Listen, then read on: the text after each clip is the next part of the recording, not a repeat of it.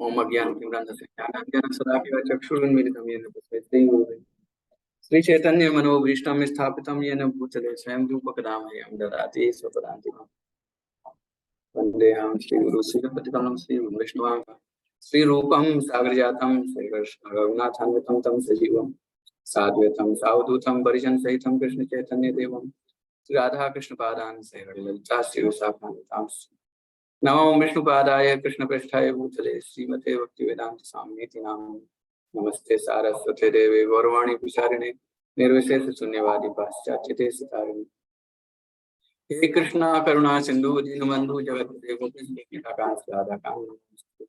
तप्त कांचन गौरांगी राधे वृंदावनेश्वरी विश्वामिसुते देवी परमानंद पांचा कल्पतरुभ्यश्च कृपा सिंधुभ्येव च पतितानां पावनेभ्यो वैष्णवेभ्यो नमो नमः। जय श्री कृष्ण चैतन्य प्रभु नित्यानंद श्री अद्वैत गदाधर श्रीवासादि गौर भक्तवृंद हरे कृष्णा कृष्णा कृष्णा हरे हरे हरे राम राम राम हरे हरे हरे कृष्णा।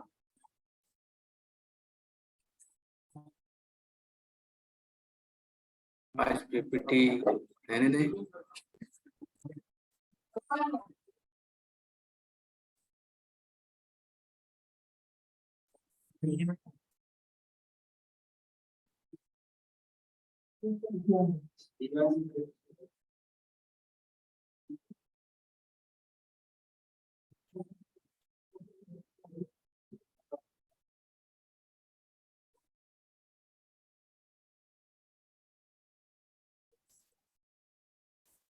ओके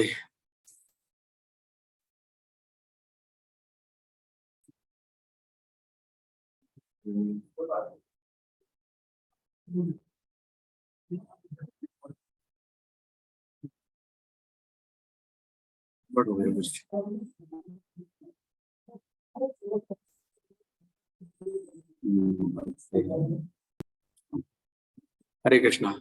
तो श्लोक नंबर 57 पे थे नाम,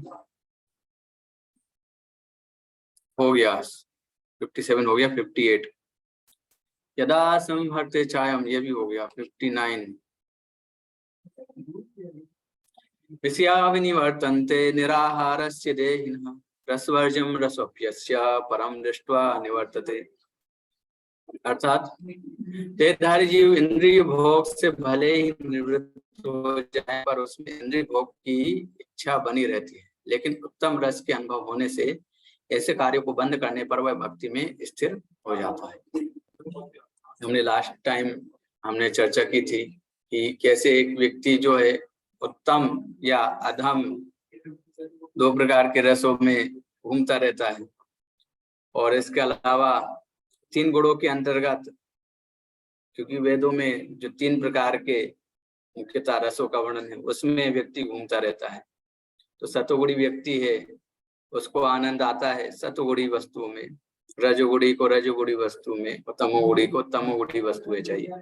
तमोगुणी को मदिरा इत्यादि में आनंद आता है, रजोगुणी को पैशनेट चाहिए, तो उसको आनंद की वस्तुएं क्या होगी, एकदम तीखा खट्टा और इस तरीके का खाने का उसको भोज्य पदार्थ चाहिए, और डांस चाहिए उसको, रजोगुणी गाने इस तरीके से, और सतोगुणी पीसफुल नेचुरल प्लेस पे बैठने का उसका मन होता है, नेचर से ज्यादा उसको प्रेम होता है, और भगवान के नाम जब अध्ययन इत्यादि में ज्ञान से संबंधित वस्तुएं सुनने में उसकी रुचि होती, तो उसका वो वहां पे इंद्रिय होता है।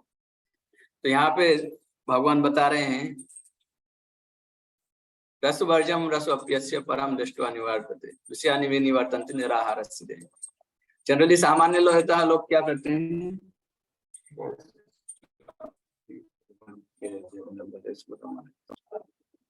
सामान्यतः लोग क्या करते हैं कि वो इंद्रिय भोग से जब बचना, अपने इंद्रियों को नियंत्रित करना चाहते हैं, तो वो सोचते हैं कि सबको त्याग दो, सब कुछ त्यागते जाओ, नेति नेति। ठीक है, हमें कुछ खाने की आदत है तो खाना छोड़ दो, पीने की आदत है तो पीना ही छोड़ दो पूरा, राइट। मोबाइल से आसक्ति तो मोबाइल को त्याग दो, तो त्याग दो। इंद्रियों को पूरी तरह से इंद्रिय विषयों से खींच लो, इच्छा को शून्य कर दो, इस तरीके से सोचते हैं। लेकिन ये वास्तव में देखा जाए तो ये वास्तव में उपाय नहीं है। क्यों नहीं है, कोई बताएंगे?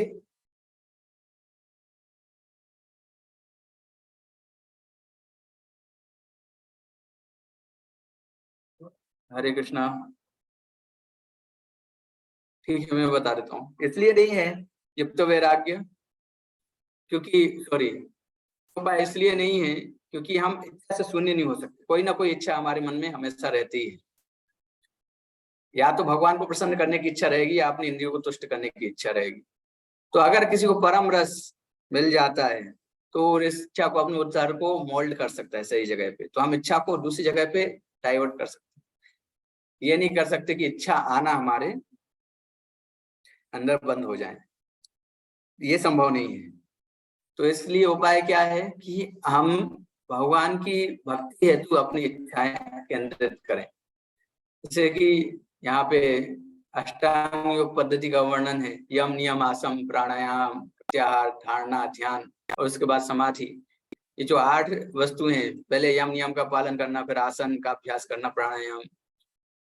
तो यह सारा इंद्रिय संयमन करके भी ऐसा नहीं होता कि कोई व्यक्ति सुंदर स्वरूप इन सब से एकदम विरक्त हो जाएगा।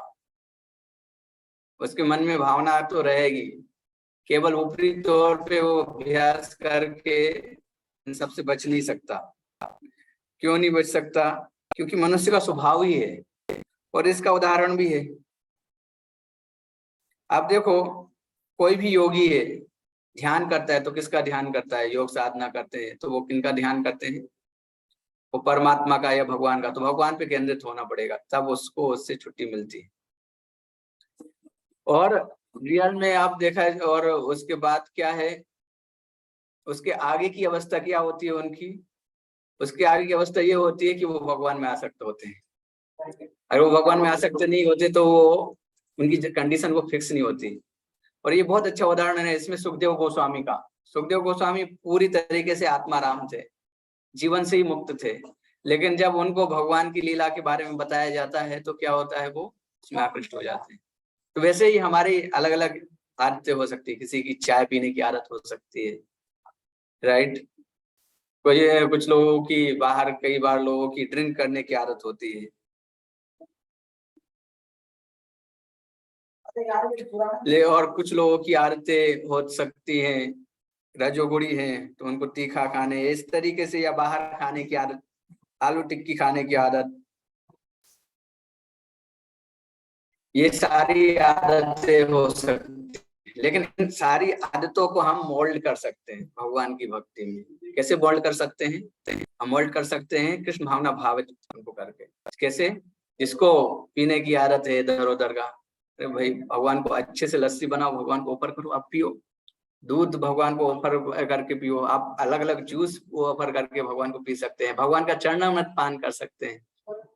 जो भगवान का चरणामृत पान करता है वो जन्म मृत्यु के चक्र से मुक्त हो जाता है। अकाल मृत्यु हरणम सर्व व्याधि विनाशनम, सारे प्रकार की व्याधि उसकी नष्ट हो जाती है।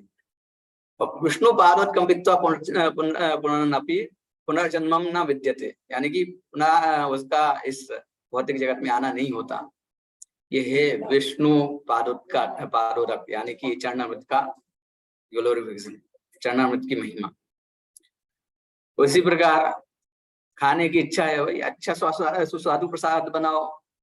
हमारे आचार्यों ने नहीं बोला है कि आप पूरा निराहार रहो। अब अच्छा भगवान को प्रसाद लगाओ, भगवान को प्रसाद लगा के खाओ। उससे क्या होगा?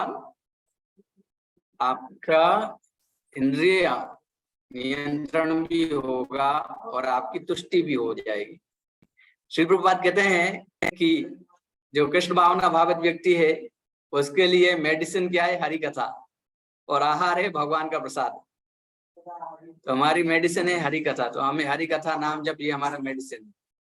और बोलते हैं हरि कथा और नाम जप इत्यादि श्रवणम पहले शुरुआत में किसके जैसा कार्य करता है? औषधि के जैसे कार्य करता है। पहले व्यक्ति को औषधि के जैसे लगता है, फिर उसके बाद फीस्ट की जैसे लगता है। इसका बहुत अच्छा उदाहरण है his holiness Radhanath Swami Maharaj. His holiness Radhanath Swami Maharaj से एक बार एक भक्त ने पूछा कि महाराज आप इतने घंटे घंटे लेक्चर देते हैं,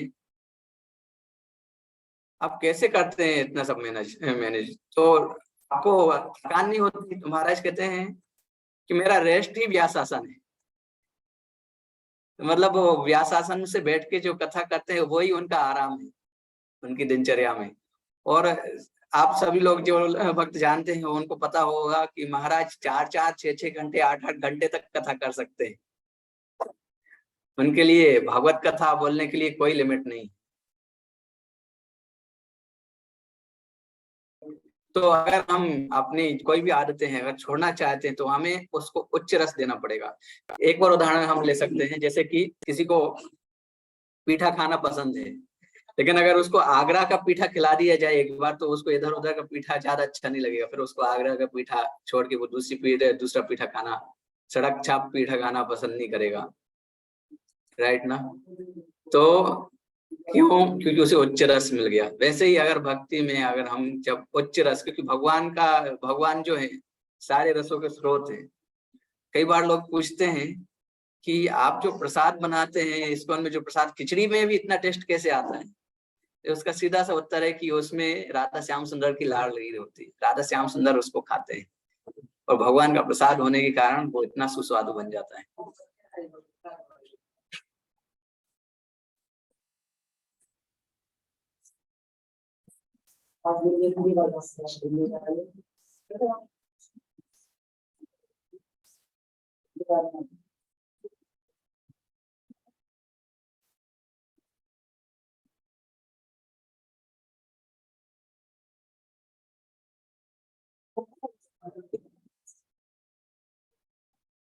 देख पा रहे हैं ना?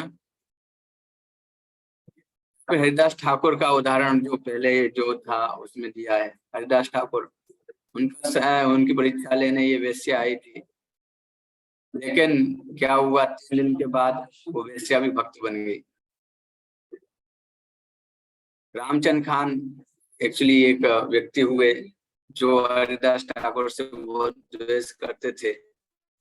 वो सोचते थे कि इन्होंने बहुत लोकप्रियता यहाँ पे बटोर रहे हैं, अभी ये साधु जंगल में रहता है, इसके पास में यहाँ की सबसे सुंदर स्त्री को भेजूंगा। वास्तव में जो वेश्या थी वो पूरे इलाके में आसपास दूर दूर तक उसके समान कोई सुंदर स्त्री नहीं थी। तो उनको और हरिदास ठाकुर युवावस्था में थे एकदम, तो जंगल में उनके पास भेजते हैं। वेश्या जाती है, वेश्या बोलती है कि मैं आपका संग करना चाहती हूँ, कृपया मुझे प्रसन्न कीजिए, मेरी इच्छा को पूर्ति कीजिए। तो ऐसे बोलती है।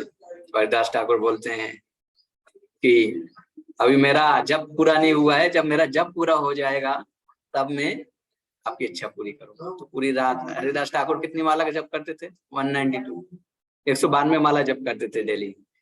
हम 16 माला जप करने में हमारी हालत टाइट होती है, तो कम से कम 16 माला तो हमें करनी चाहिए।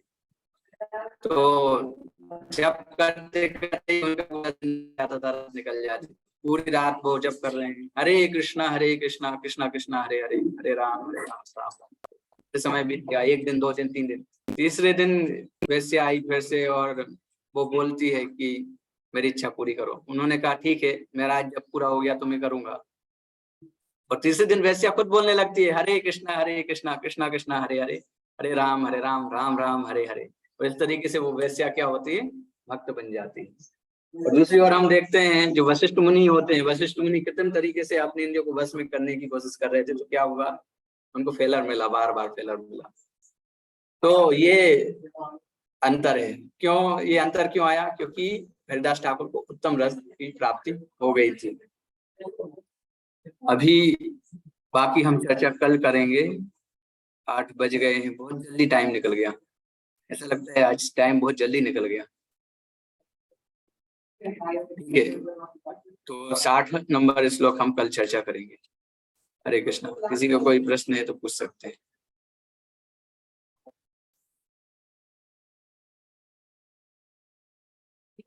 हरे कृष्णा। ओके, कोई प्रश्न नहीं है तो हम एंड करते हैं यहाँ पे। श्रील प्रभुपाद की जय, श्रीमद् भगवद गीता की जय।